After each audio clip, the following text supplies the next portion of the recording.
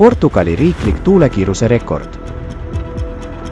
Kaljuservadelt alla kukkuvad majad Itaalias. Brasiilias välk lõi rahva hulka. USA's inimesed külmusid oma kodudes surnuks. Ja need pole suurimad katastroofid läbi terve aasta, need on vaid mõned päevad meie planeedil.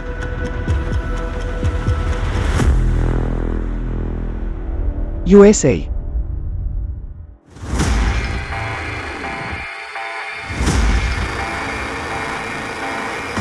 Jaanuari lõpus üle Ameerika Ühendriikide tuhises äge talvetorm Fer.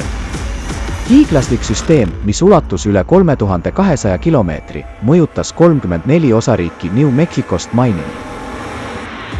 Torm mõjutas ligikaudu 230 miljonit inimest. Kirdeosa ja Ohio jõe oruosi kattis tugev lumesadu. Vähemalt 17 osariiki teatasid lumesaju sügavusest 30 või enam sentimeetrit. Rekordilised lumekogused registreeriti New Mexicos, kus Bonito järve lähedal sadas maha üle 78 sentimeetri märga lund ja Lääne-Pensilvaanias, kus lumekiht ületas 50 sentimeetrit. Äärmiselt ohtlikud olud tekkisid ka lõunaosariikides, kus elanikud on rohkem harjunud orkaanide kui talvetormidega. Need piirkonnad olid selliseks loodusõnnetuseks täiesti ettevalmistamata. Siin puudub lumekoristusvarustus ja inimestel oli soojade riiete nappus. Lörts ja jäitevihm katsid teid, puid ja elektriliine kuni 2,5 sentimeetri paksuse jääga. Elektriliinid katkesid sellise raskuse all ning puuoksad ja elektripostid kukkusid otse sõiduteedele. Mississippis võimud esmakordselt kasutasid rekordkoguse jäätõrjekemikaale.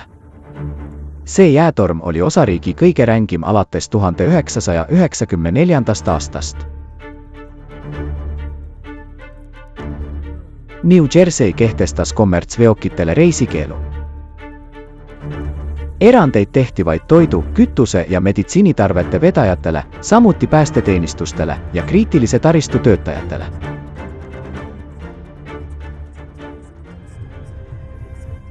Lennuühendused said samuti tõsiselt kannatada, üle riigi tühistati üle 11 600 lennu ja hilines üle 16 000 lennureisi. Mainei osariigis Bangori lennujaamas õhku tõusmise ajal langes alla eralennuk, mille pardal oli 8 reisijat. Vähemalt 21 osariiki kuulutasid välja eriolukorra. Loodusõnnetuse tagajärjed olid katastroofilised. Tormi haripunkti ajal üle riigi elektrita jäi üle miljoni kliendi. Mõnedes linnades inimesed samaaegselt jäid ilma elektri, joogivee ja kütteta. Ning samal ajal suuremat osa Ameerika Ühendriikidest tabas äärmuslik külmalaine, ulatudes isegi Texase ja Mississippi jõe alamjooksuni. Tuulekülma tõttu tajutav temperatuur langes -34 kraadini, samas kui mõnedes kohtades tegelikult temperatuuride näitajad olid 22 kraadi võrra alla normi. Pealtnägijad meenutasid neid päevi kui vastupidavuse proovilepanekut. Memphise ja Nashville'i elanikud jutustasid, et magasid vaid ühes toas, mütsides ja jopedes, säästes telefoni akud ning käivitades autosid vaid mõneks minutiks, et sooja saada. Mississippis sajad inimesed veetsid ööd oma autodes olles jäistel maanteedel kinni ja oodates teede puhastamist. Torm üle riigi tappis üle 100 inimese. Paljud surid alajahtumisse, sealhulgas oma enda kodudes, kus temperatuur langes peaaegu samale tasemele kui õues. Üks traagilisemaid intsidente leidis aset Texases, kus 3 väikest venda vajusid läbi jää külmunud tiigil. 10 lapsed ja täiskasvanud sattusid haiglatesse vingugaasimürgitusega pärast seda, kui inimesed üritades end soojas hoida, kasutasid ohutusreegleid eirates generaatoreid ja ruumikütteseadmeid. Torm põhjustas tohutut majanduslikku kahju, mis ulatub $115 miljardi ja mis teeb sellest kõige kulukama ilmastikusündmust pärast Los Angelese piirkonna metsatulekahjusid 2025. aasta jaanuaris.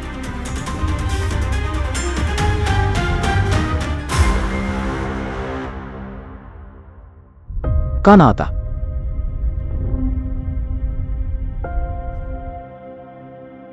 seesama talvetorm tõi Kanadasse ebatavaliselt tugeva lumesaju ja äärmiselt madalad temperatuurid, põhjustades transpordihäireid, elektrikatkestusi ning sundides sulgema koole ja ülikoole. 25. jaanuaril Toronto Pearsoni rahvusvahelises lennujaamas sadas maha 46 sentimeetrit lund, mis püstitas päevase rekordi. Selle tulemusel oli tühistatud või hilines üle 600 lennu. Linna lumesadude koguhulk sel kuul oli rekordiline läbi kogu vaatlusajaloo.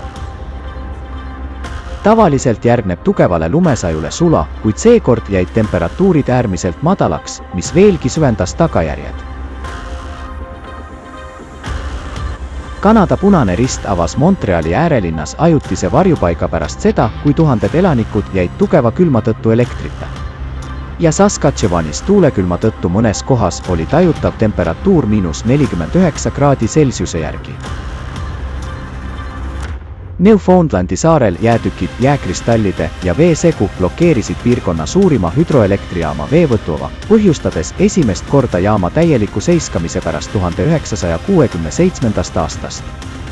Olukorra lahendamiseks kutsuti kohale sukeldujad, kes vaatamata jäiselt külmale veele kasutasid jää eemaldamiseks õhukompressoreid.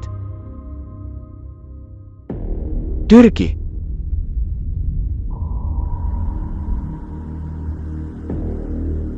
–30. jaanuaril Mersini ja Adana provintse räsisid paduvihmad, põhjustades katastroofilisi üleujutusi. Mersinis jõed ja ojad väljusid üle kallaste. Tänavad ja puiesteed muutusid raevukateks jõgedeks, uputades ära kümneid autosid. Tagli linnaosa sild, andes alla vee survele, varises kokku. Vesi sööstis kodudesse ja põllumaadele, uputades sealhulgas alati aiandusuuringute instituudi hoone.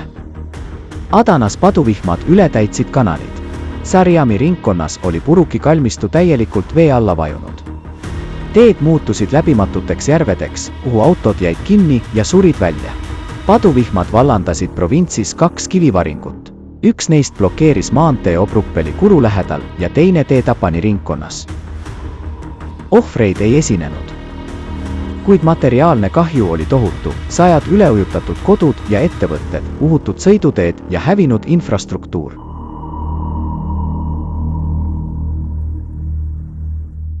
Torm Kristine.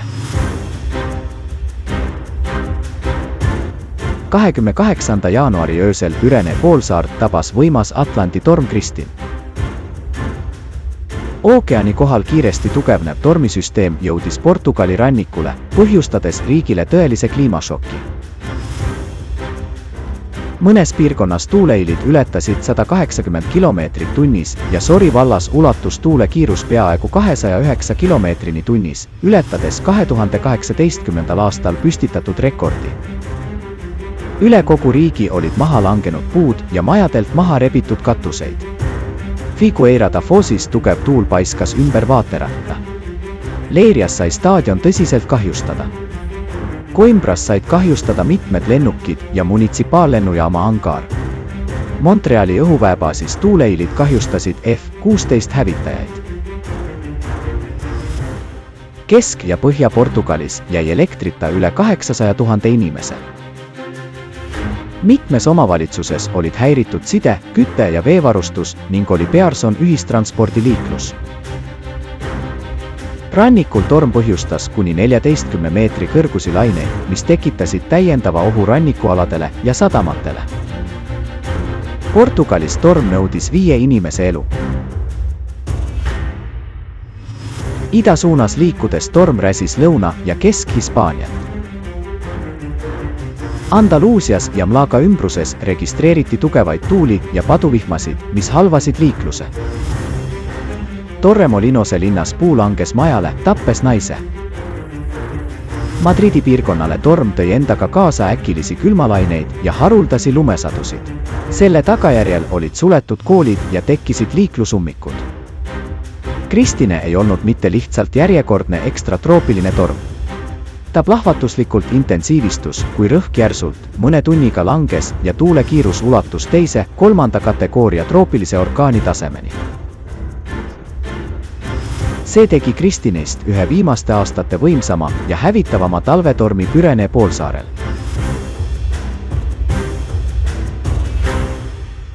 Brasiilia.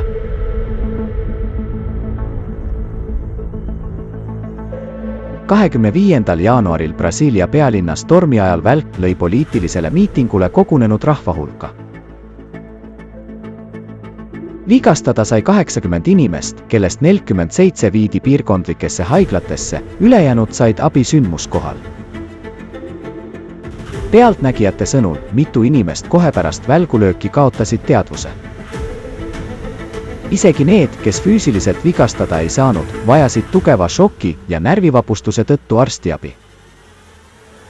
See on riigi ajaloo suurim välgulöökide arv, hoolimata asjaolust, et Brasiilias esineb kõige rohkem välgulööke maailmas, ligi 80 miljonit välgulööki aastas.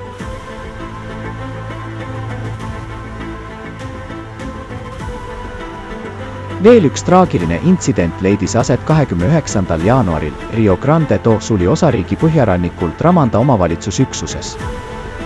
Välk tabas rannal puhkava noore mehe. Vaatamata meditsiinilistele pingutustele ei õnnestunud teda päästa ja ta hiljem suri haiglas.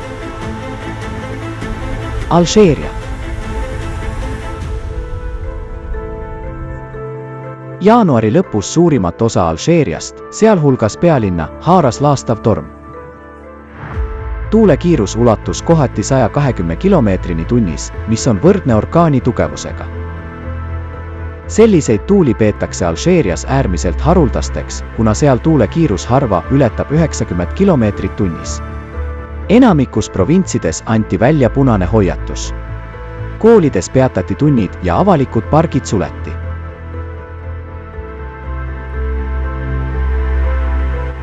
Üle kogu riigi torm murdis arvukalt puid ja elektriliine ning põhjustas seinte, katuste ja rõdude kokkuvarisemise, kahjustades teede infrastruktuuri.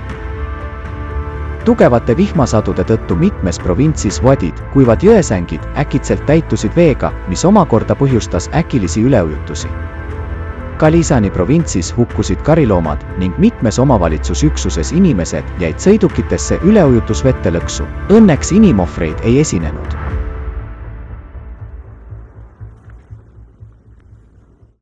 Maroko.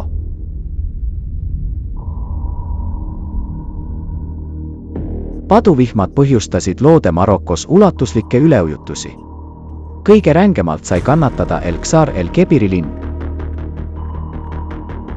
Veepaisust välja voolanud vesi ja jõe veetaseme järsk tõus põhjustasid linnas võimsaid üleujutusi, mis uputasid ära mitmeid elamurajoone. Ohvrite abistamiseks võimud saatsid kohale sõjaväe kiirreageerimisüksused. Evakueeriti üle 50 000 elanikku, peaaegu pool El Ksar El Kebiri elanikkonnast ja linna peasissepääs ajutiselt suleti.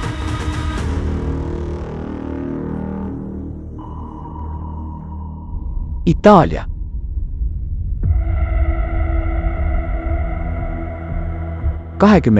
jaanuaril toimus Sitsiilias suur maalihe. Nishemi linnast, populaarsest umbes 25 000 elanikuga kuurordist, murdus lahti tohutu maatükk. Mitmed hooned kukkusid 20 meetri kõrguselt ja veel sajad olid kokkuvarisemise äärel. Nähes seintes pragusid, elanikud kiiruga lahkusid oma kodudest, midagi kaasa võtmata. Evakueeriti üle 1500 inimese.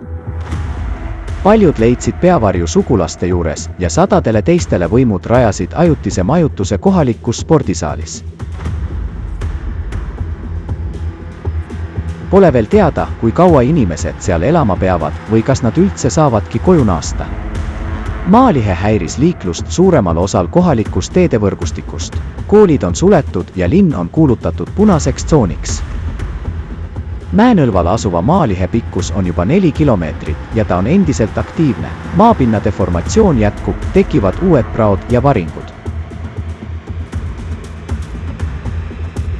Samuti tekitab muret asjaolu, et hinnangute kohaselt ei liigu mitte ainult nähtav osa, vaid kogu platoo nihkub kela tasandiku poole.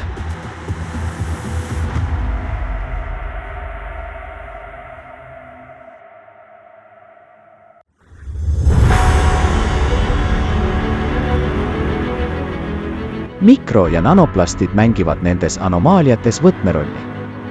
See ei puuduta mitte ainult keskkonnareostust, vaid ka plastosakeste elektreetliku taolisi omadusi, mis mitte ainult ei süvenda kliimamuutusi, vaid hävitavad ka inimkeha.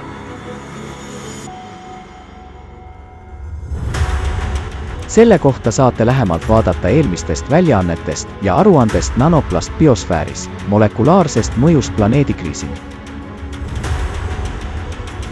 Selle probleemi põhiline lahendus peitub mikro- ja nanoplasti ohutuks muutmises, nende muutmises aktiivsetest ja ohtlikest ainetest inertseks tolmuks. See tähendab plastosakeste elektrostaatilise laengu akumuleerimise ja säilitamise võime äravõtmises.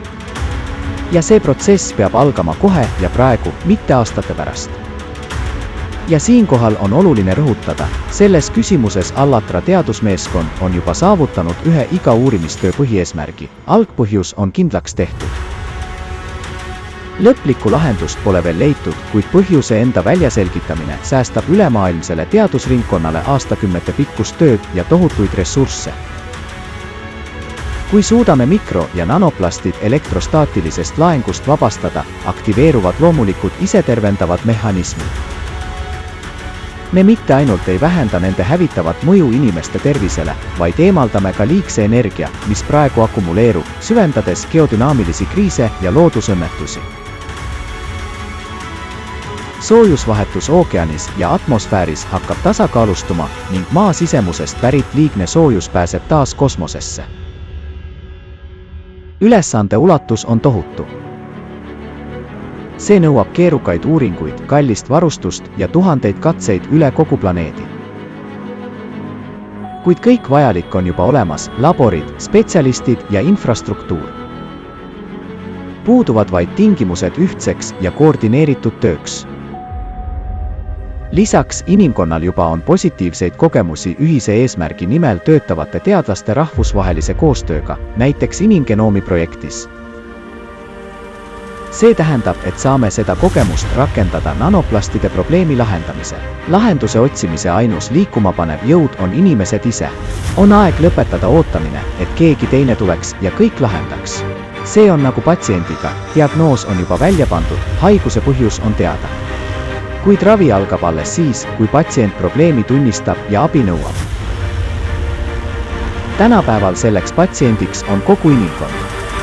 Ja seni, kuni me oleme veel võimelised mõtlema, mõistma ja tegutsema, meil ikkagi olemas võimalus olukorda muuta ja luua tulevikku mitte ainult endale, vaid ka tulevastele põlvkondadele.